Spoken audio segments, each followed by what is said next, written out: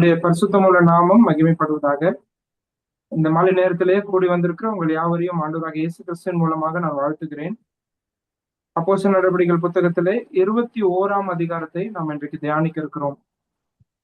நீங்க எல்லாருமே வேதாகம் புத்தகத்தை 21ஆம் அதிகாரத்துக்கு, அப்போஸ்தலர் 21ஆம் அதிகாரத்துக்கு திருப்பிக் கொள்ளுங்கள். Acts chapter 21. அப்போஸ்தலர் 20ஆம் அதிகாரத்திலே மிலேத்து தீவிலே பவுல் எபேசு சபையின் மூப்பர்களை வரவழைத்து அவர்களுக்கு ஒரு பிரியாவிடை செய்தியை கொடுத்ததை கடந்த வாரத்திலே நாம் சிந்தித்தோம். அந்த உருக்கமான செய்தியிலே பல ஆலோசனைகள், குறிப்பாக சபையினுடைய தலைவர்களாய், மூப்பர்களாய், கண்காணிகளாய் இருக்கக்கூடிய இவர்களுக்கு அந்த சபையை எப்படியாக மேய்க்க வேண்டும், எப்படி வழிநடத்த வேண்டும், எதற்கெல்லாம் ஜாக்கிரதையா இருக்க வேண்டும், அதை குறித்து அவர்களுக்கு பவுல் கொடுத்த அந்த ஆலோசனை நம்ம கடந்த வாரத்தில் நாம் சிந்தித்தோம். இப்ப தொடர்ந்து அப்போஸ்தலனாகிய பவுல் எருசலேமுக்கு பிரயாணப்பட்டு போய்கொண்டு இருக்கிறார். அந்த பிரயாணத்தின் நடுவிலே தான் மிலேத்துவிலே இந்த செய்தியானது கொடுக்கப்பட்டது. இப்ப தொடர்ந்து அந்த பிரயாணத்தை நாம் பார்க்கிறோம். இந்த 21ஆம் அதிகாரம் பாத்தீங்கன்னா முதல் வசனத்திலிருந்து 16வது வசனம் வரை, 1-16 வரை இவர் எப்படி எருசலேமுக்கு போனார், மீதமுள்ள பிரயாணம் எப்படி இருந்தது என்பதை லூக்கா நமக்கு காண்பித்துக் கொடுக்கிறார். அதை முதலாவது நம்ம சிந்திப்போம். ஏற்கனவே 19ஆம் அதிகாரத்துல பவுல் சொன்னது நமக்கு ஞாபகம் இருக்கும். அவர் ஆவியினாலே ஏவப்பட்டு அவர் சொன்னது என்னன்னா, நான் எருசலேமுக்கு போகணும், அங்கிருந்து ரோமாபுரிக்கு போகணும் அப்படின்னு சொன்னார். இது அவருடைய பிரயாணத்தினுடைய ஒரு முக்கியமான விஷயமா இருக்கிறது. எருசலேமுக்கு போய் எப்படியாக புறஜாதிகள் மத்தியில கர்த்தர் கதவை திறந்து கொடுத்தார், எப்படி அவர்களும் ரட்சிக்கப்பட்டார்கள், அவர்கள் கொடுத்து அனுப்பின அந்த பணத்தொகை, அதாவது அந்த வெகுமதியை அவர் எருசலேம் சபைக்கு அதை ஒப்புவிப்பதும், இதெல்லாம் அப்போஸ்தலனாகிய பவுல் செய்யணும்னு சொல்லி அவர் மனசுல நினைச்சிட்டு இருந்த காரியம். ஏன்னா எருசலேம்ல இருக்கக்கூடிய யூத விசுவாசிகள் புறஜாதி விசுவாசிகளை கிறிஸ்துவுக்குள் ஏற்றுக்கொள்ள வேண்டும். அதனால பவுல் அதிகமா சீக்கிரமா எருசலேமுக்கு போகணும், இந்த காரியத்தை நான் செய்யணும் அப்படின்னு சொல்லி அவர் நினைச்சு அவர் பயணித்து கொண்டு இருக்கிறார். இப்ப நம்ம அதை வாசிக்கலாம். 21ஆம் அதிகாரத்தினுடைய முதல் வசனத்தை பாருங்க. நாங்கள் அவர்களை விட்டு பிரிந்து துறை பெயர்ந்த பின்பு நேராய் ஓடி கோஸ் தீவையும் மறுநாளில் ரோது தீவையும் சேர்ந்து அவ்விடம் விட்டு பத்தாரா பட்டணத்துக்கு வந்து இந்த மிலேத்துவிலிருந்து பத்தாரா பட்டணத்திற்கு வருகிறார்கள். சமுத்திர வழியாய் வருகிறார்கள். இதனுடைய தூரம் பாத்தீங்கன்னா 200 மைல்கள். மிலேத்துவிலிருந்து பத்தாரா ஊர் வரைக்கும் ஏறத்தாழ 200 மைல்கள் இவர்கள் பயணித்து வருகிறார்கள். அதை நாம இங்க பார்க்கிறோம். 2வது வசனம் பாருங்க.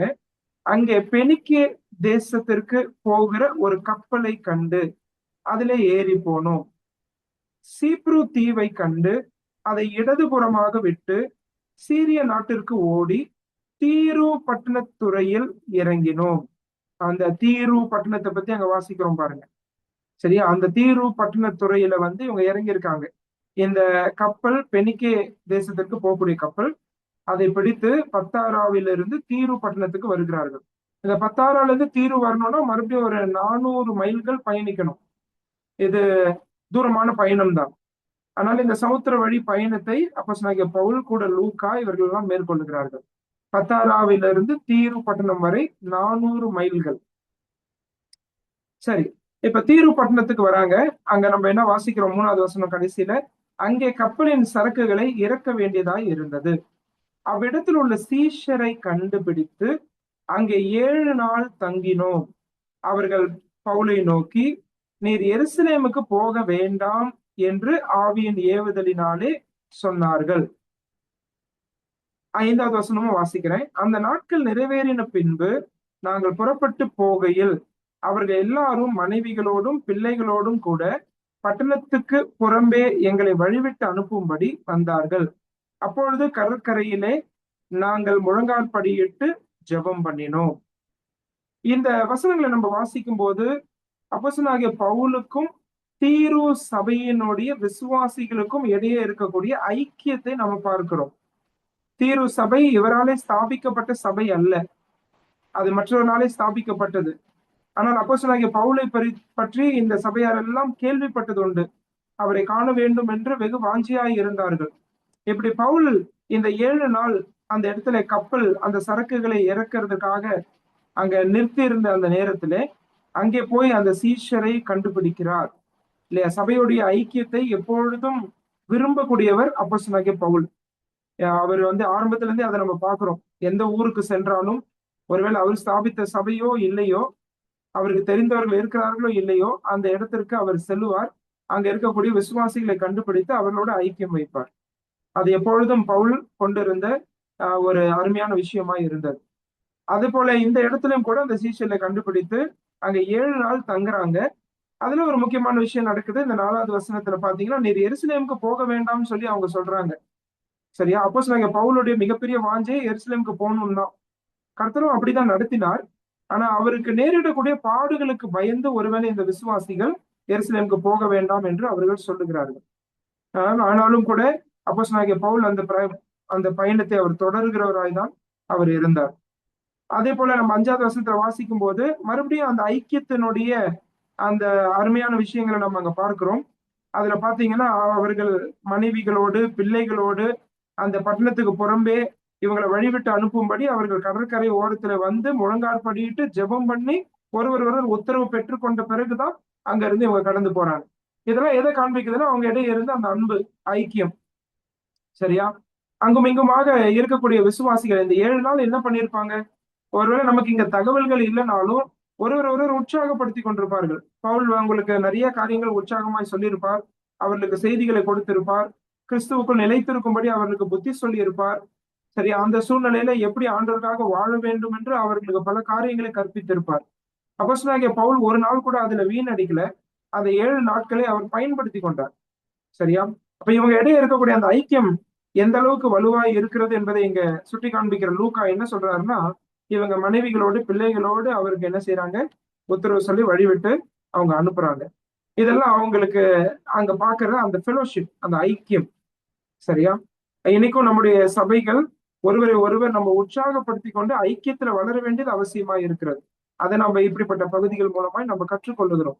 ஏன்னா இங்க இருக்கிற இந்த சபையாரெல்லாம் பாக்குறப்போ அப்போஸ்தலனாகிய பவுலுக்கும் இவங்களுக்கும் சம்பந்தமே இல்லை. சரியா? அதாவது அவர் ஸ்தாபித்த சபை இல்லை. ஆனா கிறிஸ்துவுக்குள்ள ஒரே குடும்பமாய் இருக்கிறார்கள். ஒருவரை ஒருவர் உற்சாகப்படுத்திக் கொள்கிறார்கள். அந்த ஐக்கியத்தை தான் நம்ம இங்க பார்க்கிறோம். சரி, 6வது வசனத்தில் இப்படி வாசிக்கிறோம். ஒருவரிடத்தில் ஒருவர் உத்தரவு பெற்றுக்கொண்ட பின்பு நாங்கள் கப்பல் ஏறினோம். அவர்கள் தங்கள் வீடுகளுக்கு திரும்பி போனார்கள். நாங்கள் கப்பல் யாத்திரையை முடித்து தீரு பட்டணத்தை விட்டு பித்தலோமாய் பட்டணத்துக்கு வந்து சகோதரரை வினவி அவர்களிடத்தில் 1 நாள் தங்கினோம். இப்ப தீருல இருந்து பித்தலோமாய் அப்படின்ற இடத்துக்கு வராங்க. இது 25 மைல் தூரம். 25 மைல்கள் தூரம் தீருவில இருந்து பித்தலோமாய். சரியா? அந்த இடத்துல 1 நாள் தங்குறாங்க. மறுபடியும் அந்த 1 நாள் அங்க இருக்கக்கூடிய விசுவாசிகளோட ஐக்கியம் கொள்ளுகிறார்கள். அங்கே நம்ம வாசித்தோம், அந்த சகோதரரை வினவி அந்த இடத்துல 1 நாள் தங்கினோம்னு சொல்லி லூக்கா எழுதுறார். மறுபடியும் பித்தலோமாய் சபை அப்போஸ்தலனாகிய பவுலால் ஸ்தாபிக்கப்பட்ட சபை அல்ல. ஆனாலும் அங்க இருக்கிற சகோதரர்களோடு அவர் கொண்டுள்ள அந்த உறவை நம்ம இங்கே பார்க்கிறோம். அந்த ஐக்கியத்தை பார்க்கிறோம். இதெல்லாம் அந்த வழி பிரயாணம். அந்த பிரயாணத்துல அவர் அங்கங்க இருக்கக்கூடிய சபைகளுக்கு சென்று அந்த சகோதரரை உற்சாகப்படுத்துகிறார். அது ஒரு மிகப்பெரிய ஊழியம் இல்லையா? அங்க போய் சபைகள் பல இடங்கள் இருக்கக்கூடிய சபையார், ஊழியர்கள், அருட்பணியாளர்கள் அவர்களை கண்டு விசாரித்து அவர்களோடு ஐக்கியப்பட்டு அவரை உற்சாகப்படுத்துவது அவசியம். சரியா? இவங்க அந்த நாட்களிலே இன்றைக்கு இருக்கிற வசதிகள் போன்றது கிடையாது. ஒருவர் அவங்க விசாரித்துக் கொள்ள முடியாது. நேர்ல போய் பார்த்தாதான் உண்டு. சில விஷயங்கள் காதோரமா யார் மூலமாவது செய்தி வரும். ஆனா நேர்ல பார்த்து அவங்க ஐக்கியத்தை பலப்படுத்தி கொண்டார்கள். அதை அவர்கள் சிரமம் எடுத்து செய்தார்கள். நான் சொல்லிட்டு அந்த மைல் தூரம்லாம் கவனிச்சிருப்பீங்க. 200, 400, இப்ப 25 நிறைய மைல்கள் பிரயாணம் பண்ணிதான் இந்த இடங்களுக்கெல்லாம் அப்போஸ்தலனாகிய பவுல் சகோதரர்களை உற்சாகப்படுத்துறார். அப்படிப்பட்ட உற்சாகப்படுத்துகிற ஊழியங்கள் அதிகமாய் தேவை. அதை இங்க இருந்து நம்ம புரிஞ்சுக்கிறோம், கத்துக்கிறோம். 8வது வசனத்துல பாருங்க, மறுநாளிலே பவுலை சேர்ந்தவர்களாகிய நாங்கள் புறப்பட்டு செசரியா பட்டணத்துக்கு வந்து, இப்ப என்ன செய்யறாங்க? பித்தோலோமாயில இருந்து செசரியா பட்டணத்துக்கு வராங்க. சரியா? செசரியா பட்டணத்துக்கு வராங்க. அந்த செசரியா பட்டணத்துக்கு என்ன செய்யறாங்க? 7 பேரில் ஒருவனாகிய பிலிப் என்னும் சுவிசேஷகனுடைய வீட்டிலே பிரவேசித்து அவனிடத்தில் தங்கினோம். இந்த செசரியாவில தங்கறதுக்காக வீட்டை திறந்து கொடுத்தவர் அந்த 7 உதவிக்காரர்களில் ஒருவராகிய பிலிப்பு. இவரை பத்தி நம்ம அப்போஸ்தலர் 8ஆம் அதிகாரத்துல படித்தோம். சமாரியாவிலே அவர் செய்த ஊழியம், அதன் விளைவாக ஸ்தாபிக்கப்பட்ட சபை, அங்க இருந்து அவர் வேற இடத்திற்கு ஓடோடி சென்று கந்தாகிய மந்திரி, அந்த மந்திரியை ரட்சிப்புக்குள் நடத்தினார். அதுக்கு பிறகு ஆசோத்து, செசரியா, அந்த அதுக்கு இடையே இருக்கக்கூடிய ஊர்களில் எல்லாம் அவர் சுவிசேஷம் அறிவித்தவராக காணப்பட்டார். அந்த பிலிப்பு தான் இந்த பிலிப்பு. இந்த பிலிப்பு ஆண்டவராகிய இயேசு கிறிஸ்துவினுடைய அப்போஸ்தலர்களில் ஒருவர் கிடையாது. இந்த பிலிப்பு அப்போஸ்தலர் 6ஆம் அதிகாரத்திலே தேர்ந்தெடுக்கப்பட்ட 7 பேரில் ஒருவர். அந்த 7 உதவிக்காரர்களில் ஒருவராகிய பிலிப்பு. இவர் இங்க செசரியாவில் வந்து இருக்கிறாரு. இந்த இடத்துல தன்னுடைய வீட்டை திறந்து கொடுக்கிறார். அப்போஸ்தலனாகிய பவுலும் கூட இருந்த சகோதரர்களும் அங்கே வந்து தங்குகிறார்கள். இவருடைய பிள்ளைகளை பத்தி அங்க சொல்லியிருக்கிறாங்க. 9வது வசனம் பாருங்க. தீர்க்க தரிசனம் சொல்லுகிற கன்னியாஸ்திரிகள் ஆகிய 4 குமாரத்திகள் அவனுக்கு இருந்தார்கள். அங்கே கவனிச்சீங்களா? ரொம்ப அருமையான ஒரு விஷயம் இங்க குறிப்பிடப்பட்டிருக்கிறது. பிலிப்பு பல இடங்களுக்கு பிரயாணப்பட்டு ஊழியம் செய்தவராய் இருந்தாலும், பல இடங்களுக்கு சென்று, பல கிராமங்களுக்கு சென்று சுவிசேஷம் அறிவிக்கிறவராய் இருந்தாலும், அவருடைய பிள்ளைகளை கர்த்தருக்குள்ளாக வளர்த்து ஊழியத்தை செய்யும் அளவுக்கு அவர்களை வளர்த்திருக்கிறார், பக்குவப்படுத்தி இருக்கிறார். அவர்களும் தங்களுடைய வாழ்க்கையிலே தேவனுடைய சித்தத்தையும் தேவனுடைய ராஜ்யத்துக்கும் அவர்கள் முன்னுரிமை கொடுத்திருக்கிறார்கள். சரியா?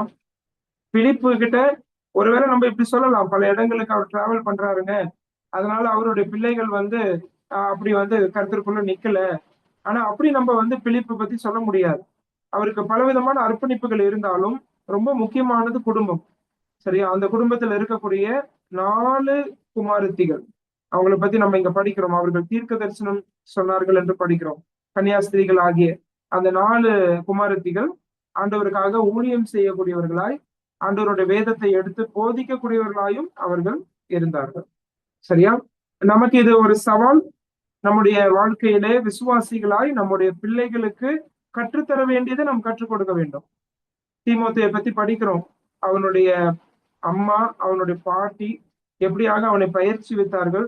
சிறு வயதுல இருந்து எப்படி அந்த பரிசுத்த வேத எழுத்துக்களை அவன் கற்று அறிந்தான் என்பதை நாம் பார்க்கிறோம். சரியா? இந்த ஆசை பெற்றோருக்கு இருக்க வேண்டும்.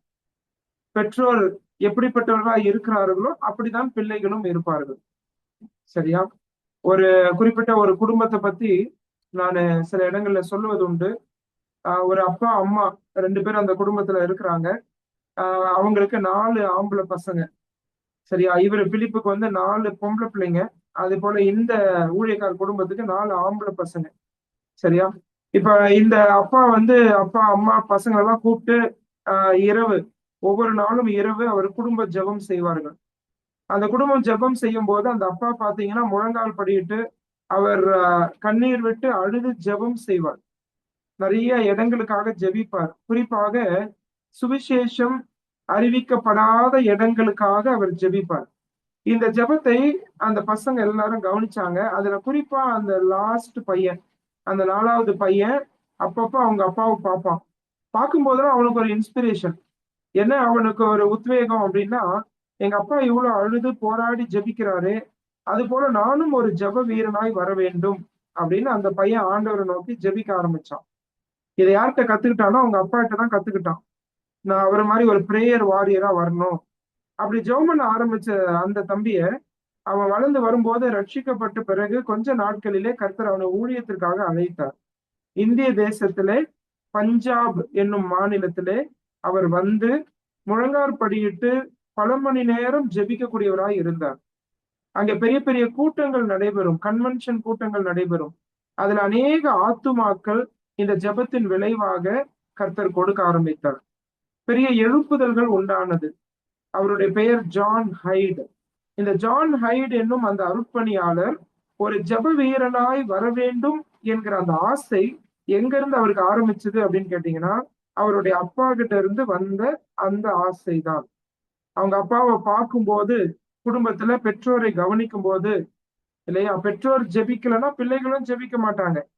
பெற்றோருடைய முன் உரிமை ஒருவேளை பணமாக, உலக உயர்வாக, ஒருவேளை தொழிலாக, அல்லது சினிமாவாக, மற்ற பொழுதுபோக்குகளாக இருந்தால் பிள்ளைகளுடைய முன்னுரிமையும் அப்படித்தான் இருக்கும். அப்பா ரீல்ஸ் பார்த்தாருன்னா பையனும் பக்கத்துல உட்காந்து ரீல்ஸ் பார்த்துட்டு இருப்பான். சரியா? அப்படிதான் இருக்கும். ஆனா நம்முடைய முன் உரிமை தேவனுடைய ராஜ்யமும் அவருடைய நீதியுமாய் இருக்குமானால், தேவனுடைய சித்தமாய் இருக்குமானால், சபையினுடைய காரியங்களாய் இருக்குமானால், கர்த்தருடைய ஊழியமாய் இருக்குமானால், தேவனை நேசிக்கிற ஒரு பெற்றோராய் இருப்போமானால், நம்முடைய பிள்ளைகள் அதைதான் நம்ம இடத்திலிருந்து கற்றுக்கொள்வார்கள். இப்ப பிலிப்பை பார்க்கும்போது ரொம்ப ஆச்சரியம். நான் அடிக்கடி யோசிக்கிறது உண்டு. ஏன்னா எனக்கும் ஆண்டவர் வந்து நிறைய ஐட்னரி மினிஸ்ட்ரி கொடுப்பார். நிறைய இடத்துல டிராவல் பண்ணணும். வருஷம் முழுவதும் நிறைய பிரயாணங்கள் இருக்கும். அந்த பிரயாணங்கள்ல பல இடங்களுக்கு சென்று வேதத்தை போதிக்கிற ஒரு ஊழியத்தை கர்த்தர் எங்களுக்கு கொடுத்திருக்கிறார். பல நேரத்துல என்னுடைய ஒரு பெரிய ஒரு கவலை என்னவா இருக்கும் அப்படின்னு கேட்டா, என்னோட பசங்க. இந்த பசங்க நம்ம பல இடத்துக்கு பயணிக்கிறோம். ஒரு பக்கம் க ஸ்கூல்லயும் அவங்க முழுசா இருக்க முடியாது. இன்னொரு பக்கம் போற இடங்கள்லயும் அவங்களால பல இடங்கள்ல சண்டே ஸ்கூல் கூட பல நேரங்கள்ல அட்டெண்ட் பண்ண முடியாது. அவங்களுக்கு இருக்கிற ஒரே ஒரு இது என்னன்னு கேட்டீங்கன்னா, வீட்ல நடக்கக்கூடிய வீட்ல நாங்க சொல்ற வார்த்தைகள் தான். எங்க வாழ்க்கைய பார்க்குறாங்க. நாங்க கற்றுத் தரக்கூடிய காரியங்கள், செய்யக்கூடிய ஜெபங்கள், இதெல்லாம் தான் அவர்கள் கற்று அறிய முடியும். ஸோ அப்படிப்பட்ட நிலைமையில பிலிப்பினுடைய ஊழியத்தை படிக்கும்போது, என்னால அத புரிந்து கொள்ள முடியும். சரியா? பல இடங்களுக்கு சென்று பயணிக்கிறார். ஆண்டவர் ஓடுன்றாரு, ஓடுறாரு. ஆண்டவர் இந்த ஊருக்கு போன்றாரு, அங்க போறார். கிராமங்கள் தோறும் பயணித்து சுவிசேஷம் அறிவிக்கிறார். இந்த மாதிரி நிறைய பயணங்கள், நிறைய ஊழியங்கள். ஆனால் அதன் மத்தியிலே தன்னுடைய பிள்ளைகளை அவர் சாட்சியாக வளர்த்து, இந்த 4 பெண் பிள்ளைகளும் கர்த்தரை நேசிக்கக்கூடியவர்களாய் இருந்தார்கள். குறிப்பாக ஆண்டவருடைய ஊழியத்தை செய்யக்கூடியவர்களாய் அவர்கள் இருந்தார்கள். பொதுவா நம்ம பசங்களையே அப்படி உற்சாகப்படுத்த மாட்டோம். பெண் பிள்ளைங்கன்னா அதை விட உற்சாகம் ரொம்ப குறைவா தான் இருக்கும். ஜெபம் பண்ணும்போதே பெற்றோர் சொல்லுவாங்க. என்னன்னா, எங்களுக்கு ஒரு ஆம்பளை பையனை குடுத்தா நான் உங்க ஊழியத்துக்காக கொடுக்குறேன்னுவாங்க. சரியா? அப்படிப்பட்டவங்க கிட்ட நான் கேட்பேன். ஏங்க பொம்பளை பிள்ளைங்க குடுத்தா ஏங்க ஊழியத்துக்கு கொடுக்க மாட்டேன்னு ஜெபம் பண்ண மாட்டீங்களா? அப்படின்னு கேட்பேன். சரியா? இப்ப பல நேரங்கள்ல நம்முடைய ஜெபம் வந்து பழைய பிரமாணத்தினுடைய ஜெபம் மாரிதான் இருக்கிறது. ஆனா நம்ம கொடுக்கப்பட்ட அத்தனை பிள்ளைகளும் கர்த்தருக்காக தான். சரியா? இது வந்து நியாயப்பிரமாணம் கிடையாது. உனக்கு பிறந்த முதல் குழந்தையை எனக்கு கொடு அப்படின்னு ஆண்டவர் கேட்கறது இல்ல. எல்லாமே என்னுடையதுதான் அப்படின்னு ஆண்டவர் சொல்றாரு. அப்ப எல்லா பசங்களுக்குமே நமக்கு ஆண்டவர் ஒருவேளை குழந்தைகளை கொடுத்திருப்பாரானால் அவங்க எல்லாருமே ஆண்டவரை நேசிக்கிறவர்களாய் வளர்த்தெடுப்பது மிகவும் அவசியம். கற்றுத்தர வேண்டிய காரியங்களை நாம் கற்றுக் கொடுப்போம். அவர்கள் கர்த்தரை பிடித்துக் கொண்டு எதிர்காலத்துல ஒருவேளை தேவனுடைய சித்தமாய் ஊழியம் இருக்குமானால் அவர்கள் அதை செய்யக்கூடியவர்களாய் நிச்சயமாய் இருப்பார்கள். இங்க பிலிப்பினுடைய குடும்பத்துல இருந்து அதை நம்ம கற்றுக்கொள்கிறோம். இந்த செசரியாவிலே மிகவும் சாட்சியாக வாழ்ந்த பிலிப்பு இந்த ஊழியக்காரர்களை வீட்டுக்கு அழைத்து உபசரித்தது மட்டுமல்ல, அவருடைய பெண் பிள்ளைகள் 4 பேரும் தீர்க்க தரிசனம் சொல்லுகிற ஊழியக்காரிகளாய் அவர்கள் காணப்பட்டார்கள். கர்த்தர் நமக்கு அப்படிப்பட்ட கிருபைகளை தரட்டும். ஆண்டவர் நமக்கு உதவி செய்யட்டும். ஒருவேளை உங்க ஆசை உங்க பிள்ளைங்க ஆண்டவருக்காக நிக்கணும், ஊழியம் செய்யணும் அப்படின்னு இருந்துச்சுன்னா நிச்சயமா கர்த்தர் அதை கனப்படுத்துவார். அந்த தீர்மானம் நீங்க எடுங்க. அதை கர்த்தர் வந்து நிச்சயமாக கனப்படுத்துவார். ஒரு நாள் அதற்கு தேவையான எல்லா காரியங்களும் கர்த்தர் செய்வார். சரி. இந்த இடத்துல நம்ம அத படிக்கிறோம். இப்படி இந்த 4 பேர் அங்க தீர்க்கதரிசனம் உரைத்தாலும் அவங்க ஊழியக்காரர்களா இருந்தாங்க அப்படின்றத படிக்கிறோம். அதுக்கு பிறகு 10வது வசனம் வாசிக்கிறோம். நாங்கள் அநேக நாள் அங்கே தங்கி இருக்கையில் அகபு என்னும் பெயர் கொண்ட ஒரு தீர்க்கதரிசி யூதேயாவிலிருந்து வந்தான். சரி, இப்ப அகபு வராரு. அந்த தீர்க்கதரிசி வந்து என்ன சொல்றாரு? 11வது வசனம் பாருங்க. அவன் எங்களிடத்தில் வந்து பவுலினுடைய கச்சையை எடுத்து தன் கைகளையும் கால்களையும் கட்டிக்கொண்டு, இந்த கச்சையை உடையவனை எருசலேமில் உள்ள யூதர் இவ்விதமாய் கட்டி புறஜாதியார் கைகளில் ஒப்பு கொடுப்பார்கள் என்று பரிசுத்த ஆவியானவர் சொல்லுகிறார் என்றான். இந்த தீர்க்கதரிசனம் நமக்கு படிக்கும் போதே புரியுது. இவர் வந்து என்ன முன் அறிவிக்கிறார் அப்படின்னா, பவுலுடைய பெல்ட் எடுத்து கட்டிக்கிறார். கட்டிட்டு இந்த பெல்ட் யாருடையதோ, அதாவது பவுல் வந்து எருசலேமுக்கு போகும்போது அங்க அவரை பிடிப்பாங்க, புறஜாதியார் கையில ஒப்பு கொடுப்பாங்க. அவருக்கு வந்து அங்க வந்து உபத்திரவங்கள், கஷ்டங்கள் நிச்சயமா இருக்கும். சரியா? அது வந்து இங்க வந்து முன் அறிவிக்கிறார். அதாவது பவுலுக்கு எருசலேம்ல நேரிடக்கூடிய பாடுகளை அகபு முன் அறிவிக்கிறார். அறிவிச்சோட என்ன ஆகுது? 12வது வசனம் பாக்குறோம். இவைகளை நாங்கள் கேட்ட பொழுது எருசலேமுக்கு போக வேண்டாம் என்று நாங்களும் அவ்விடத்தாரும் அவனை வேண்டிக் கொண்டோம். கூட இருக்கிற சிலர் இப்படிப்பட்ட ஆலோசனையை கொடுத்தார்கள். நாங்களும்னு சொல்லும் போது அதுல லூக்காவும் இருக்கிறார், மற்றவர்களும் இருக்கிறாங்க. இவங்க எல்லாம் என்ன சொல்றாங்கன்னா, தயவு செய்து நீர் எருசலேமுக்கு போக வேண்டாம் அப்படின்னு சொல்றாங்க. அந்த தீரு பட்டணத்துல இருக்கிற விசுவாசிகள் சொன்னாங்க இல்லையா, நம்ம படிச்சோம். அதே போலதான் இங்கேயும் இருக்கக்கூடிய விசுவாசிகள், ஊழியர்கள் சொல்றாங்க. சரியா? ஏன்னா அங்க போனா உமக்கு கஷ்டம் நேரிடும், உபத்திரவங்கள் நேரிடும், அதனால அங்க போக வேண்டாம் அப்படின்னு சொல்லி அவங்க கிட்ட ரெக்வஸ்ட் பண்றாங்க.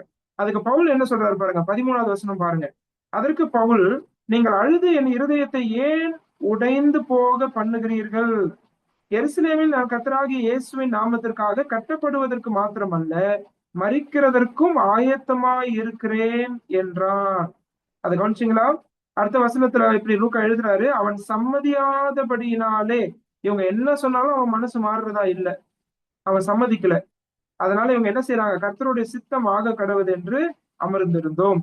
இதனால கவனிச்சீங்க அப்படின்னு சொன்னா, ரெண்டு கூட்ட கிறிஸ்தவர்களை நமக்கு இந்த பகுதி சுட்டி காண்பிக்கிறது. ஒரு கூட்ட விசுவாசிகள் பாடுகளை பாடுகளுக்கு அஞ்சி, பாடுகளுக்கு பயந்து, சரியா, கிறிஸ்தவ வாழ்க்கையில கிறிஸ்துவை வெளிப்படுத்த முடியாமல் இருக்கிற ஒரு கூட்டம்.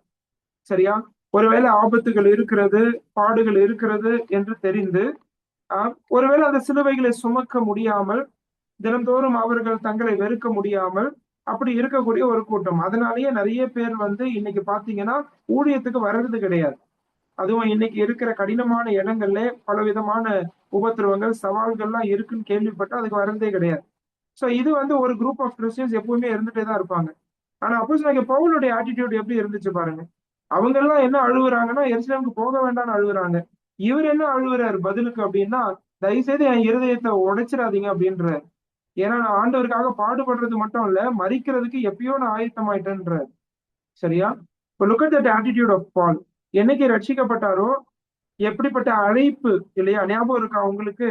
அந்த அப்போஸ்தலர் 9ஆம் அதிகாரத்துல அனனியா மூலமாய் கர்த்தர் தெளிவாய் பவுலை அழைத்து அவருக்கு சொன்ன காரியம் என்னவென்றால், என்னுடைய நாமத்தின் நிமித்தம் இவன் எவ்வளவாய் பாடுபட வேண்டும் என்பதை நான் காண்பிப்பேன் என்று சொன்னார்.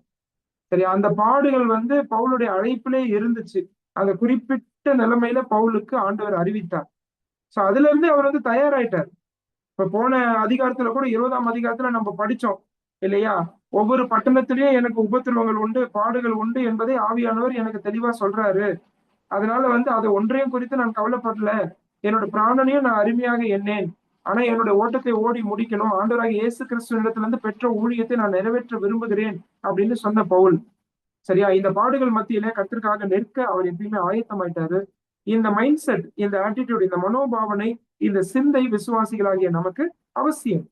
சில நேரத்துல சில விசுவாசிகளுக்கு அப்படிப்பட்ட உபத்திரவங்கள் இருக்கலாம், சில நேரத்துல சில விசுவாசிகளுக்கு அப்படிப்பட்ட உபத்திரவங்கள் இல்லாமல் போகலாம். ஆனால் கிறிஸ்துவுக்காக நிற்பதில் எல்லா நேரங்களிலும் நம்ம இது எல்லாவற்றையும் எதிர்பார்த்து ஆயத்தமா இருப்பது அவசியம் என்பதை நாம் இதுல இருந்து கற்றுக்கொள்ளுகிறோம். சரியா, ஒருவேளை ஒரு சபையில ஒருவர் ஊழியத்துக்கு ஒப்பு கொடுத்து கடினமான ஒரு இடத்துக்கு போறார் அப்படின்னு சொல்லும் போது, அவருக்கு இருக்கக்கூடிய ஒரு சவால் சபைக்குள்ளேயே எழும்பும். சபையில இருக்கிற விசுவாசிகளே சொல்லுவாங்க, ஏன்பா அது கடினமான இடமா இருக்குதே, அங்க போய் ஏன் ஊழியம் செய்யற? அப்படிப்பட்ட கூட்டத்தார் இங்க இவங்க சொல்ற மாதிரி, ஏன்னா இதுல லூக்கா இருக்கிறாரு, மற்றவங்க இருக்கிறாங்க, அந்த பாடுகள்லாம் அங்க இருக்குன்னு கேள்விப்படும் போது அங்க போக வேண்டாம்னு சொல்லி மறுக்கிறாங்க, தடை பண்றாங்க. ஆனா அப்படிப்பட்ட ஆலோசனைகள் நிச்சயமா வரும். ஆனா அதே சமயம் நமக்கு கர்த்தர் வைத்திருக்கிற பாதையில ஓடுவதற்கு நாம் ஆயத்தமா இருக்க வேண்டும். ஒருவேளை அதுல சிலுவைகள் இருக்குமானால், அதுல சவால்கள் இருக்குமானால், உபத்திரவங்கள், பாடுகள் இருக்குமானால், கர்த்தரை நேசித்து அதை மேற்கொள்வதற்கு, அதை சந்திப்பதற்கு நாம் தயாராக வேண்டும் என்பதை நாம் இதுல புரிந்து கொள்கிறோம். கிறிஸ்துவின் நிமித்தம் நான் ரட்சிக்கப்படுவதற்கு மாத்திரமல்ல, பாடுபடுவதற்கும் நம்ம அழைக்கப்பட்டிருக்கிறோம். சரியா, நம்மை கர்த்தர் தெரிந்தெடுத்திருக்கிறார். சரி, அப்படிப்பட்ட அழைப்பு, அந்த அழைப்புல நிச்சயமாய் பாடுகள் உண்டு, விசுவாசிகளுக்கு பல விதங்களில் உண்டு. ஆனா அதை எல்லாத்தையும் சந்திக்க நாம் ஆயத்தமா இருக்கிறோமா? ஆண்டவரை பின்பற்றுவதற்கு ஆயத்தமா இருக்கிறோமா? சிலுவை எடுத்து இயேசு கிறிஸ்துவுக்கு பின்பதாக ஆயுள் முழுவதும் அவரை பின்பற்ற நாம் ஆயத்தமா இருக்கிறோமா? அப்போஸ்தலனாகிய பவுல் இடத்துல இருந்து இதை நம்ம கற்றுக்கொள்கிறோம். அவர் எப்பயோ அதுக்கு தயாராயிட்டாரு. அதனால எருசலேம் போவது யாரையும் தடை செய்ய முடியல. அந்த தீர்வு விசுவாசிகளா இருக்கட்டும், அதே போல இங்க இருக்கிற ஊழியர்கள் விசுவாசிகளா இருக்கட்டும், அவர் என்ன செய்ய முடியல, எருசலேம் போவதுக்கு தடை செய்ய முடியல. இது ஆண்டவருடைய திட்டம். அவர் எருசலேம் போக வேண்டும் என்பது கர்த்தருடைய சித்தமாய் இருந்தது. ஆண்டவருடைய சித்தத்துக்கு விரோதமாய் வரக்கூடிய எந்த ஆலோசனையும் நம்முடைய வாழ்க்கையில நம்ம கீழ்ப்படியணும்னு அவசியம் கிடையாது.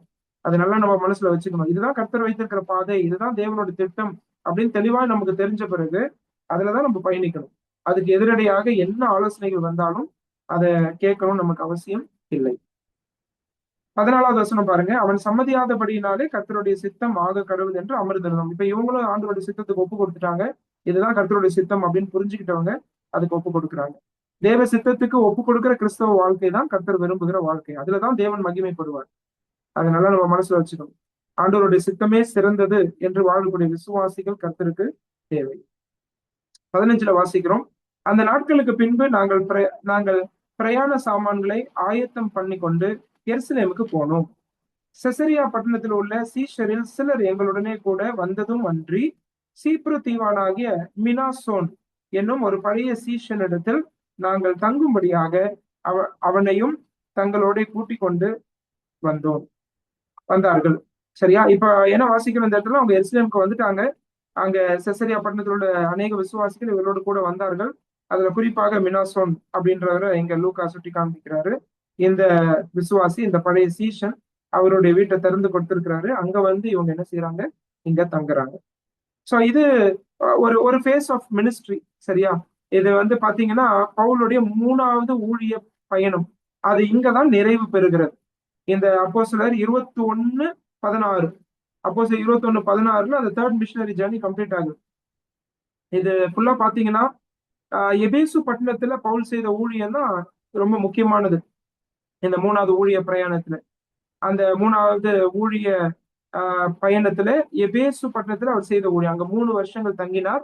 அங்க இருந்த கர்த்தருடைய ஊழியத்தை அவர் செய்தார். அது மட்டும் இல்ல, இடையில வரும்போது மிலேத்துவிலே எபேசு மூப்பர்களை அழைத்து அவர்களுக்கு செய்தி கொடுக்கிறார். மற்ற இடங்கள்லாம் கொஞ்ச நாள் அங்க தங்கி சில ஊழியங்களை நிறைவேற்றினார், விசுவாசிகளை உற்சாகப்படுத்தினார். ஆனா ரொம்ப முக்கியமான ஊழியம் எபேசுல நிறைவேற்றப்பட்ட ஊழியம். இந்த முழு பயணத்தை நீங்க எடுத்து பாத்தீங்கன்னா 3rd மிஷனரி ஜேர்னிய ஏறத்தாழ 2700 மைல்கள் அப்போஸ்தலனாகிய பவுல் அவரோடு கூட இருந்தவர்கள் பயணித்திருக்கிறார்கள். ஏறத்தாழ 2700 மைல்கள், 2700 மைல்ஸ் அவங்க வந்து இந்த 3rd மிஷனரி ஜேர்னி, இந்த 3வது ஊழிய பயணத்துல பயணித்திருக்கிறார்கள். சரி, எருசலேமுக்கு இப்பொழுது வந்திருக்கிறார்கள். சரி, ஏற்கனவே அவர் ஆசைப்பட்டார்.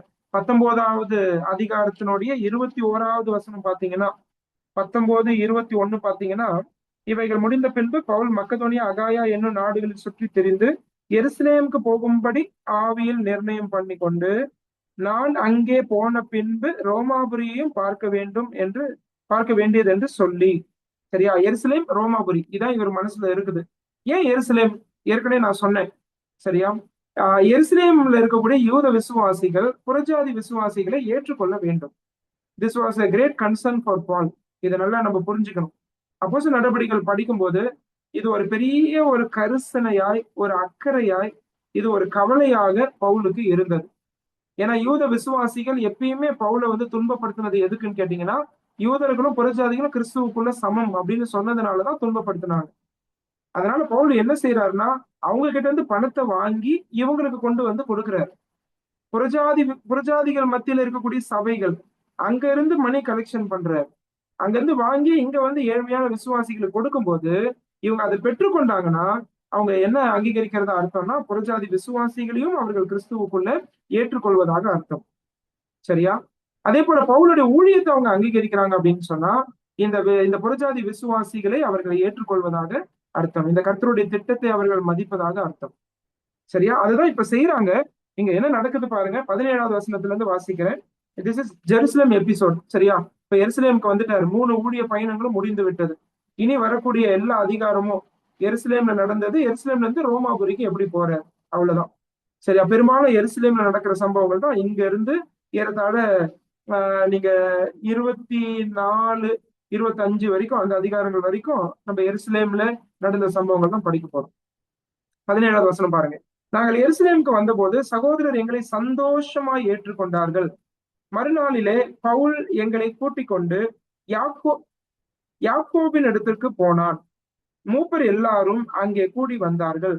அவர்களை அவன் வினவி, தன் ஊழியத்தினாலே தேவன் புறஜாதிகளிடத்தில் செய்தவைகளை ஒவ்வொன்றாய் விவரித்து சொன்னான். இங்க கவனிச்சீங்களா? எருசலேமில் இருக்கிற விசுவாசிகள் சந்தோஷமா ஏற்றுக்கொள்றாங்க. 9ஆம் அதிகாரத்துல இவரை ஏற்றுக்கொள்ளவே தயங்கினாங்க. பர்னபா வந்து இவரை அறிமுகப்படுத்த வேண்டியது இருந்துச்சு. ஆனா இப்ப பவுல் கர்த்தருக்காக செய்த காரியங்கள் எல்லாம் இவர்கள் அறிந்திருக்கிறார்கள். சந்தோஷமா இவரை ஏற்றுக்கொள்கிறார்கள். இவரும் என்ன செய்யறாருன்னா, புறஜாதிகள் இடத்தில், அந்த வார்த்தை ரொம்ப முக்கியம், 19வது வசனம். ஏன்னா கர்த்தர் புறஜாதிகள் இடத்துல என்ன செய்தார் அப்படின்றத ஒவ்வொன்றாய் விவரித்து சொன்னான். ஏன்னா அவ்வளவு சந்தோஷம் பவுலுக்கு. புறஜாதிகளை ஆண்டவர் ரட்சிக்கிறாரு, அவங்கள சபையில இணைத்திருக்கிறாரு, இப்படிதான் ஊர் ஊரா போனேன், இப்படிதான் கதவுகளை திறந்து கொடுத்தார், ஆண்டவர் இதான் செய்தார், அந்த அறிக்கையை இங்க கொண்டு வந்து சொல்றார். அதை கேட்ட உடனே அவங்களும் ஆண்டவரை மகிமைப்படுத்துறாங்க. 20வது வசனம் பாருங்க. அதை அவர்கள் கேட்டு கர்த்தரை மகிமைப்படுத்தினார்கள். சோ இது ரொம்ப முக்கியம். ஏன்னு கேட்டீங்கன்னா, இதை அவங்க ஏற்றுக்கொண்டாங்க, பவுலுடைய ஊழியத்தை அங்கீகரிச்சாங்க, சந்தோஷப்பட்டாங்க, ஆண்டவரை மகிமைப்படுத்தினாங்க. இது எதை காண்பிக்குது அப்படின்னா, நாங்களும் புறஜாதியாரும் கிறிஸ்துவுக்குள்ள சமம் அப்படின்றத யூத விசுவாசிகளும் இங்க அங்கீகரிக்கிறாங்க. அவங்க ஏற்றுக்கொள்றாங்க. சரியா? இதுதான் பவுலுக்கு மிகப்பெரிய சந்தோஷம். இது கூடவே அவர் கொண்டு வந்த பணத்தையும் அங்கே கொடுத்தார். அது இங்க இல்லைனாலும் பின்னாடி படிக்க போறோம். ஆனா அந்த மணி கலெக்ஷன், அந்த அந்த பணத்தை அவர் பல சபைகளிலே அவர் வாங்கி கொண்டு எருசலேம்ல இருக்கக்கூடிய ஏழ்மையான விசுவாசிகள், குறிப்பாக பஞ்சத்திலே அடிபட்ட விசுவாசிகள், சரி, அந்த விசுவாசிகளுக்கு கொடுப்பதற்காக புறஜாதி விசுவாசிகளுடைய கையின் பிரயாசத்தை அவர் கொண்டு வந்து இங்க சேர்க்கிறார். அதையும் அவர்கள் பெற்றுக் கொள்கிறார்கள். சரியா? இப்படியாக கர்த்தரை அவர்கள் மகிமைப்படுத்துகிறார்கள். ஆனா இங்க ஒரு விஷயம் நடக்குது. சரியா? 20வது வசனத்துல நம்ம பாக்குறோம். அதை பாருங்க. 20வது வசனம். பின்பு அவர்கள் அவனை நோக்கி, சகோதரனே, யூதர்களுக்குள் அநேகம் ஆயிரம் பேர் விசுவாசிகளாய் இருக்கிறதை பார்க்கிறீரே. அவர்கள் எல்லாரும் நியாயப்பிரமாணத்துக்காக வைராக்கியம் உள்ளவர்களாய் இருக்கிறார்கள். புறஜாதிகளிடத்தில் இருக்கிற யூதர் எல்லாரும் தங்கள் பிள்ளைகளுக்கு விருத்த சேதனம் பண்ணவும் முறைமைகளின்படி நடக்கவும் வேண்டுவதில்லை என்று நீர் சொல்லி இவ்விதமாய் அவர்கள் மோசேயை விட்டு பிரிந்து போகும்படி போதிக்கிறீர் என்று இவர்கள் உண்மை குறித்து கேள்விப்பட்டு இருக்கிறார்கள். பவுல் மேல ஒரு சார்ஜ் வைக்கிறாங்க, ஒரு அக்யூசேஷன், ஒரு குற்றச்சாட்டு வைக்கிறாங்க. என்னன்னா, இவங்க எல்லாம் உன்னை பத்தி இப்படித்தான்ப்பா கேள்விப்பட்டிருக்கிறாங்க. இது ஒரு ரூமர். சரியா? என்ன கேள்விப்பட்டிருக்கிறாங்கன்னா, அவங்க விருத்த சேதனம் செய்து கொள்ளக்கூடாது, மோசையின் நியாய பிரமாணத்தை பின்பற்றக்கூடாது, அது வந்து நீங்க இப்படிதான் நீர் போதிக்கிறீர் அப்படின்றத இவங்க என்ன செஞ்சிருக்கிறாங்க, கேள்விப்பட்டிருக்கிறாங்க. இங்க ஒரு விஷயத்த நம்ம புரிஞ்சுக்கணும். பவுல் இப்படி போதிச்சாரா அப்படின்னு கேட்டா, பவுல் போதிச்சது என்ன அப்படின்னா, விருத்த சேதனமோ நியாய பிரமாணமோ ரட்சிக்கப்படுவதற்கு அவசியம் இல்லை என்பதுதான் பவுலுடைய போதனை. சரியா? விருத்த சேதனமோ நியாய பிரமாணத்தை கை கொள்வதோ ரட்சிக்கப்படுவதற்கு வேண்டியதில்லை.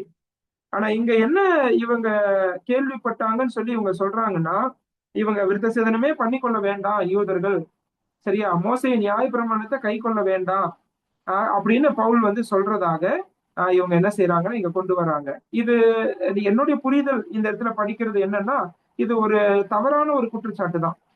சரியா? ஒருவேளை உங்க காதல இப்படி கேள்விப்பட்டிருந்தாலும் பவுல் அப்படி சொல்லல.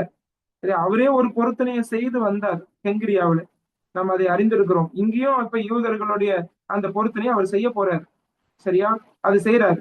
அது வந்து ஒரு என்ன சொல்றேன்னா, யூதர்களுடைய வழக்கமா இருக்கிறதுன்னு சொன்னால் அதை பவுல் வந்து அதை இது பண்ணல.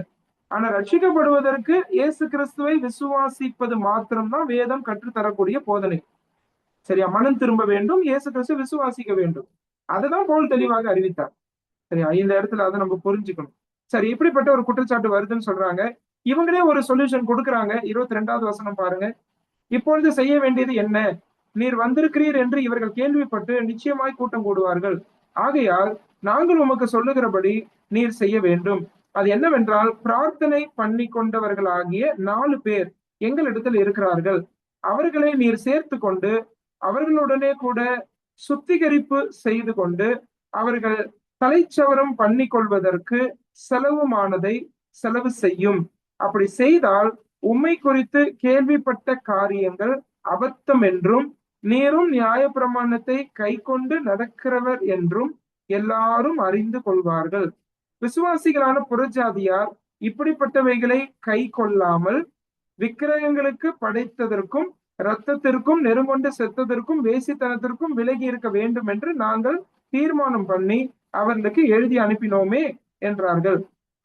சரியா? இதுதான் இவங்க கொண்டு வந்த ஆலோசனை. இந்த 24வது வசனம் வரைக்கும் படிச்சு பாத்தீங்கன்னா, 21ல இருந்து 24 அங்க 4 பேர் இருக்கிறாங்க. அவங்க ஏற்கனவே ஒரு பொருத்தனை செய்து கொண்டாங்க. அவங்களோட கூட சேர்ந்து இவரும் தேவாலயத்துக்கு போகணும். அந்த 7 நாள் அந்த ரிச்சுவல்ஸ் எல்லாம் நடக்கும். சரியா? அதுல எல்லாம் இவர் கலந்துக்கணும். அதே போல அவங்களுக்கு தேவையான செலவுகளை இவர் செய்யணும்.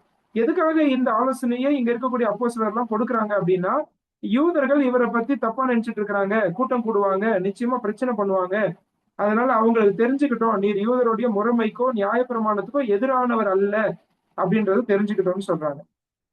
பவுல் அதுக்கு கீழ்ப்படிந்தாரா அப்படின்னு கேட்டா கீழ்ப்படிந்தார். சரியா?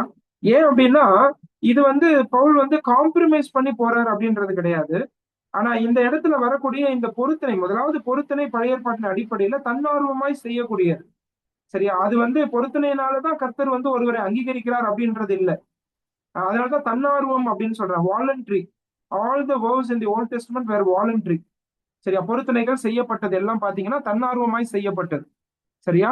அப்ப இதை பவுல் என்ன செய்யறாருன்னா ஒரு ரிச்சுவலாகவே கன்சிடர் பண்றாரு. இது ஒரு ஜூயிஷ் ரிச்சுவல். சரி, இதை செய்யணும்னு சொல்றாங்க, அதனால நான் இதுல ஈடுபடுறேன்னு சொல்லிட்டு பவுல் அதை செய்யறாரு. 26வது வசனம் பாருங்க. அப்பொழுது பவுல் அந்த மனுஷரை சேர்த்து கொண்டு மறுநாளிலே அவர்களுடனே கூட தானும் சுத்திகரிப்பு செய்து கொண்டு தேவாலயத்தில் பிரவேசித்து அவர்கள் ஒவ்வொருவனுக்காகவும் வேண்டிய பலி செலுத்தி தீரும் அளவும் சுத்திகரிப்பு நாட்களில் நிறைவேற்றுவேன் என்று அறிவித்தான். சரியா? அந்த 7 நாட்களும் நிறைவேறி வருகையில் அப்படின்னு வாசிக்கிறோம். சரியா? இவர் அப்போஸ்தலர் என்ன சொன்னாங்களோ அது எல்லாமே இவர் செய்யறாரு. ஒரு சின்ன பாடம் தான் நம்ம வாழ்க்கைக்கு. இந்த கிறிஸ்துவ வாழ்க்கையை நம்ம வாழும்போது இது நம்ம நியாயப்பிரமாணத்துல வாழல, நம்ம கிருபையின் காலகட்டத்துல நம்ம வாழ்ந்துட்டு இருக்கோம். கிருபையின் அருளாட்சியின் கீழே நம்ம வாழ்றோம். நமக்கு கிறிஸ்துவ வாழ்க்கை சுயாதீனமான வாழ்க்கை. சரியா? ஒருவேளை கர்த்தரிடத்துல நாம ஏதாவது பொருத்தனை பண்றோம், நாம ஏதாவது தீர்மானம் எடுக்கிறோம்னா அதுல உண்மை உள்ளவர்களா இருக்கணும். சரியா? ஆனா இந்த சமயத்துல நம்ம புரிஞ்சுக்க வேண்டியது என்ன அப்படின்னு கேட்டா, நமக்கு கொடுக்கப்பட்டிருக்கிற உபதேசங்கள் குறிப்பாக அடிப்படை சத்தியங்கள். அந்த அடிப்படை சத்தியங்களை நம்ம எந்த சமரசமும் செய்யக்கூடாது. அந்த சமரசமாய் நாம் அதுல போக முடியாது. அடிப்படை சத்தியங்கள், நம்ம சகோதர சபையில இருக்கிறோம், புதிய ஏற்பாட்டு சத்தியம் தான் சகோதர சபை சத்தியம். சரி, அந்த சத்தியங்களை சமரசமா போக முடியாது. ஆனா அதே சமயம் ஒருவேளை சில பழக்க வழக்கங்கள், அந்த பழக்க வழக்கங்கள் சில மக்களை கர்த்தரிடத்துல கொண்டு வருவதற்காக அந்த சந்தர்ப்ப சூழலுக்கு ஏற்றபடி நான் அந்த பழக்கங்களில் ஈடுபடுகிறேன் என்று சொன்னால் அது கர்த்தருடைய பார்வையில பாவம் ஆகாது. நம்ம ஏற்கனவே அதை பார்த்தோம். தீமோத்தேயுவை விருத்த சேதனம் பண்ணி தான் யூதர்கள் கிட்ட கூட்டிட்டு போனார். இப்ப இங்க என்ன குற்றச்சாட்டு வந்துச்சு? விருத்த சேதனமே அவன் பண்ணக்கூடாதுன்னு போதிக்கிறான் அப்படின்னு சொன்னாங்க. ஆனா ஏன் தீமோத்தேயுக்கு விருத்த சேதனம் பண்ணி கூட்டிட்டு போனாரு? ஏன்னா அந்த இடத்துல கான்டெக்சுவலைஸ் பண்றாரு. காஸ்பல் ஒரு இடத்துக்கு போய் ப்ரீச் பண்ணும்போது அந்த மக்களுக்கு ஏற்றபடி கொடுக்கணும். சரியா? அதை பவுல் அறிந்திருந்தார். அந்த சந்தர்ப்ப சூழலுக்கு ஏற்றபடி யூதர்கள் அக்செப்ட் பண்ணணும், சுவிசேஷத்தை ஏற்றுக்கொள்ளணும். அதனால செய்யறாரு. சோ அந்த பாடத்தை தான் நம்ம இதுல கத்துக்கிறோம். அடிப்படை உபதேசங்கள், புதிய ஏற்பாட்டின் சத்தியங்கள், சரியா, சபையினுடைய ஆஹ் அடிப்படையான சத்தியங்கள், உபதேசங்கள்ல நம்ம எந்த விதத்திலும் விட்டு கொடுக்கவோ சமரசமோ செய்யக்கூடாது. ஆனால் அதே சமயம் நம்முடைய சில பழக்க வழக்கங்கள், சரியா, ஒருவேளை நம்ம சுவிசேஷத்தினுடைய நன்மைக்காக யூதனுக்கு யூதனாயும் கிரேக்கனுக்கு கிரேக்கனாயும் அப்படின்னு வாசிக்கிறது போல நம்ம சில நேரங்களிலே சந்தர்ப்ப சூழலுக்கு ஏற்றபடி நடக்க வேண்டியது இருக்குமானால் அது கர்த்தருடைய பார்வையில தவறாகாது. அந்த பாடத்தை நம்ம இதுல கத்துக்கிறோம்.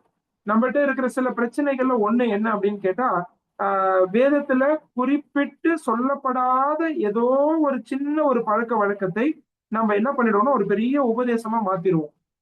ஒருவேளை அது என்னுடைய விசுவாச நிலையில இருந்து எடுக்கப்பட்ட ஒரு தீர்மானமா இருக்கலாம். அதை நான் ஒரு பெரிய உபதேசமா மாற்றி எல்லாருக்கும் திணிக்க கூடாது. ஆனா அதே சமயம் ஒரு பெரிய உபதேசம் அப்படின்னு சொல்றப்போ, முக்கியமான உபதேசம் சொல்றப்போ அதையும் நான் என்ன பண்ணக்கூடாது? சமரசம் செய்ய கூடாது. அதையும் நான் விட்டு கொடுக்க கூடாது. So don't go to this both extremes. நம்ம வேதத்தை வேதமா கத்துப்போம், சத்தியத்தை சத்தியமா நம்ம என்ன செய்வோம்? நம்ம வாழ்க்கையில பின்பற்றுவோம்.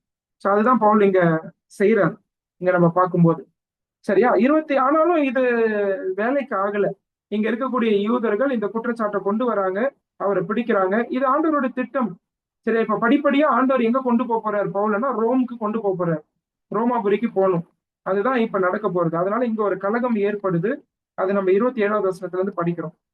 27ல இருந்து பாருங்க. அந்த 7 நாட்களும் நிறைவேறி வருகையில் ஆசியா நாட்டிலிருந்து வந்த யூதர்கள் அவனை தேவாலயத்துல கண்டு ஜனங்கள் எல்லாரையும் எடுத்து விட்டு அவன் மேல் கை போட்டு, ஆசியா நாட்டிலிருந்து வந்த யூதர்கள் எங்க இருந்து வந்திருக்கிறாங்க? எபேசு. ஆசியானா அதோட தலைநகரம் எபேசு. அங்க இருந்து வந்த யூதர்கள் தான் எல்லாரையும் இங்க கிளப்பி விட்டுருக்காங்க. அவங்க என்ன சொல்றாங்க? 28வது வசனம் பாருங்க. இஸ்ரவேலரே, உதவி செய்யுங்கள். நம்முடைய ஜனத்திற்கும் வேத பிரமாணத்திற்கும் இந்த ஸ்தலத்திற்கும் விரோதமாக எங்கும் எல்லாருக்கும் போதித்து வருகிறவன் இவன் தான். இந்த தேவாலயத்திற்குள்ளே கிரேக்கரையும் கூட்டிக் கொண்டு வந்து இந்த பரிசுத்த ஸ்தலத்தை தீட்டுப்படுத்தினான் என்று சத்தமிட்டார்கள். எப்படி இந்த இந்த இந்த குற்றச்சாட்டை கொண்டு வராங்கன்னா, அடுத்த வசனம் பாருங்க, 29.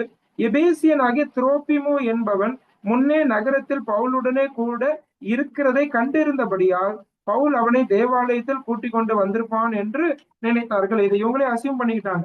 இது ஒரு பொய்யான குற்றச்சாட்டு. நீங்க தேவாலயத்துல பாத்தீங்கன்னா புறஜாதியாரோட பிரகாரம்னு ஒண்ணு இருக்கும். அதை தாண்டி புறஜாதியார் வர முடியாது. சரியா? அதை தாண்டி பெண்கள் இருக்கக்கூடிய அந்த பிரகாரம் இருக்கும். சரி, அதை தாண்டிதான் மற்றவங்க யூத யூத ஆண்கள் அங்க வரணும். அதை தாண்டி பெண்களும் வர முடியாது. சரி, இப்படி பிரகாரங்கள் இருக்கும். இவங்க சொல்ற இந்த குற்றச்சாட்டு என்ன அப்படின்னா, எங்க இருந்தோ வந்த புறஜாதிகள், சரியா, யூதர் அல்லாதவர்கள், அவர்களை பரிசுத்த ஸ்தலத்துக்கு இந்த தேவாலயத்துக்குள்ள இவர் கூட்டிட்டு வந்துட்டாரு. எங்க கூட்டிட்டு வரக்கூடாதோ அங்க கூட்டிட்டு வந்துட்டார். இந்த எபேசியனாகிய துரோப்பிமோ பவுலோட கூட இருந்ததை எங்கேயோ பார்த்திருக்கிறாங்க. சரியா? இவங்க என்ன நினைச்சிட்டாங்கன்னா அந்த துரோப்பிமோவை இதுக்குள்ள கூட்டிட்டு வந்துட்டான் அப்படின்னு சொல்லி நினைக்கிறாங்க. சரியா? இது ஒரு யூகத்தின் அடிப்படையில இவர்கள் கொண்டு வந்த ஒரு குற்றச்சாட்டா இருக்கிறது. அது ஒரு பொய்யான குற்றச்சாட்டா இருக்கிறது. சரியா? ஆனாலும் கர்த்தர் இதை அனுமதித்தார். பாருங்க, அப்போஸ்தலர்லாம் என்ன நினைச்சாங்கன்னா, இவங்க போய் இந்த சுத்திகரிப்பு முறைமையை செய்தாங்கன்னா, அந்த 4 பேரோட பொருத்தனைக்கு செலவாகுறதெல்லாம் இவன் செலவு செய்தானா, பவுல வந்து யாரும் எதுவும் செய்ய மாட்டாங்கன்னு நினைச்சாங்க. இவருக்கு எந்த உபத்திரமும் வராதுன்னு நினைச்சாங்க. சரியா? ஒரு நல்ல எண்ணத்துல அதை செய்தாங்க. அதை சொன்னாங்க. இவரும் 7 நாள் அதெல்லாம் செய்தார். ஆனாலும் கூட இந்த கலகம் இங்க நேரிட்டது. பவுலுக்கு ஒரு உபத்திரம் வரப்போகுது. கர்த்தர் இதை அனுமதித்தார்.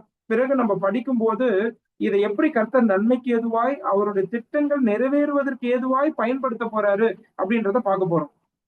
சரியா? அதெல்லாம் பார்க்கும்போது நமக்கு ரொம்ப ஆச்சரியமா இருக்கும். சில நேரங்கள்ல நம்ம வந்து கர்த்தருடைய ஞானத்தை ரொம்ப சின்னதாக்கிடுவோம். சரியா? நான் என்னுடைய யோசனையின்படி இந்த வழியில தான் கர்த்தர் செயல்படணும் அப்படின்னு நான் நினைப்பேன். சரி, ஆனா ஆண்டவருடைய சிந்தனைகள் ரொம்ப வேறுபட்டது. அவருடைய நினைவுகள் வேறு, நம்முடைய நினைவுகள் வேறு. அவருடைய சர்வ ஞானம் ரொம்ப பெரியது. சில நேரங்களில் நமக்கு புரியாத விதங்களிலும் எதிர்பாராத விதங்களிலும் ஆண்டவர் செயல்படுவார். அதுக்கு நம்ம அனுமதிக்கணும், அதை நம்ம ஏற்றுக்கொள்ளணும். அதான் கிறிஸ்தவ வாழ்க்கை. சரியா? இப்ப இதான் இங்க நடக்குது. அப்போஸ்தலர்கள் இதை எதிர்பார்க்கல. பவுலும் கூட இது ஒருவேளை நடக்குமா இல்லையான்னு யோசிச்சிருப்பார். ஆனா இப்ப இதுதான் நடக்குது. இவர் என்ன செய்யறாங்க, இந்த குற்றச்சாட்டை இந்த எபேசுல இருந்து வந்த யூதர்கள் வைக்கிறாங்க. அப்ப என்ன நடக்குது பாத்தீங்கன்னா பாருங்க. அப்பொழுது நகரம் முழுவதும் கலகம் முற்றது. ஜனங்கள் கூட்டமாய் ஓடி வந்து பவுலை பிடித்து அவனை தேவாலயத்திற்கு புறம்பே இழுத்து கொண்டு போனார்கள். உடனே கதவுகள் பூட்டப்பட்டது.